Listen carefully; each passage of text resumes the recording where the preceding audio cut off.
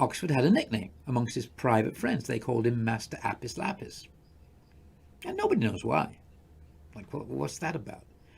And I had intuited long ago that, well, he must have gone to Egypt. He went to Italy in 1575. He was the most well-known aristocratic nobleman, messenger, diplomat over there. Everywhere he went, he was feted by princes and royals, and they knew him. So how could he disappear? And yet he did. For 4 months, nobody knew where he was. He must have gone incognito. He must have gone in disguise. He just disappears. And I always thought, well, he popped on a boat and went across to Egypt, obviously, because how does he know all this stuff about the pyramid?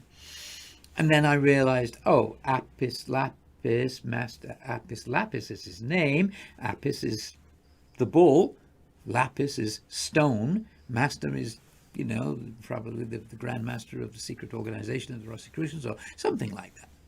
It's recognition of his status. So Robert Schoch, you may all know, a geologist who used to work with John Anthony West and the Sphinx. He'd written a book about 15 years ago in which he discovered something in the chevrons of the Great Pyramid. Let me show you. Because everybody says, there are no hieroglyphs on the Great Pyramid. Isn't that interesting? Egyptians cover everything with hieroglyphs. Well, it turns out it's the biggest freaking hieroglyph that there is right there. This is a hieroglyph. Lower down, you see on this picture, people, that's where everyone enters in the Al Mamun entrance, where he blasted his way in. But no, the actual original entrance is up on the 17th course, these double chevrons. And so I owe this to my friend Manu Sefshade, who told me one day, do you know that's a hieroglyph? It's the hieroglyph for the bull. I didn't know that. Wow. Okay. So this is a hieroglyph. It's staring you in the face. The Apis. Oh, God. Okay. How could you can be so dense sometimes? It's like it's staring you in the face.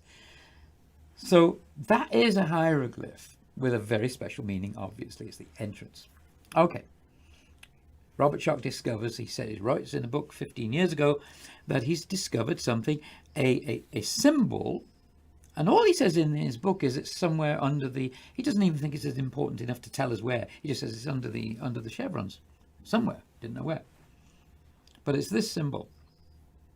And he goes on to say, it's in a pre-Hebraic, pre-everything, as far as they know, language. No one can figure out what it is, and yet it's beautifully carved, very accurately carved. So he gets some language experts in to look at all the ancient languages around in the desert, the Berbers, and the, in this one, this table shows you that letter is a D. This one is a B, which is always pronounced V. This is an I, and this is an R, and that is pronounced, yeah, you got it, De Vere. Well, of course, I go, what? Here's another in the Tamazight ancient language, same thing. So, and Schoch just writes this in his book and doesn't make any deep connection to it because he's not attuned to what the De Vere means, the Hebrew word for the Holy of Holies in Solomon's temple, derived from the word devarim, word. Word means the original word. What's word? Sound, vibration, the Om, the very start of creation. Again, sphere, cube, talk about first principles. Boom, we're often having a creation. Bam, the word, De Vere.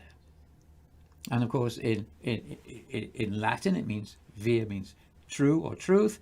In Hebrew, it means the truth of the Holy of Holies. So I'm just like, this is what my 16 years of work is about. So aside from everything else, on this night on where we've got this privilege of being on the Giza plateau for so long, I'm going to go up there. I'm going to climb up there. We're not allowed to.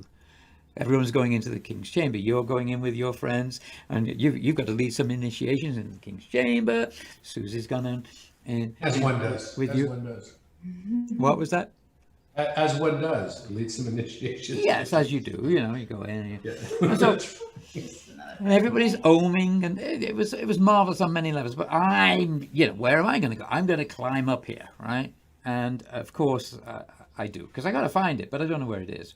And all I know is it's there somewhere, and I suspect that Vere has come to Egypt. Now I don't know. I'm not saying he carved it, but I know he was there. So whatever. There's all this synchronicity. So I got to go find it.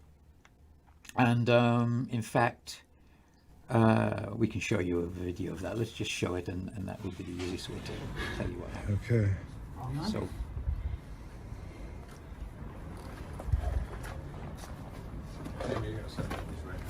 Wow. The Apis bull. Funny, Alan, that was right before we even found it. Where was it?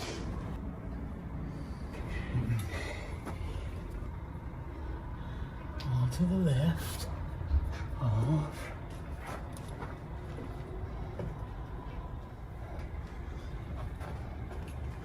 There's rather a lot of stuff up here. Yeah, there is. It's actually maybe easier to see from this side. Because my light, when we were both pointing our lights, we Yeah. were pointing it right in that crack. Show me where you think. I mean, it was the zone with this crack that we were shining our lights together. That's somebody dug in and Let's be less random about it. We're just going to trace every area. And then, all of a sudden, there it was. I will find where truth is hid, though it were hid indeed within the centre of a carved out altar piece right under the Apis bull chevrons.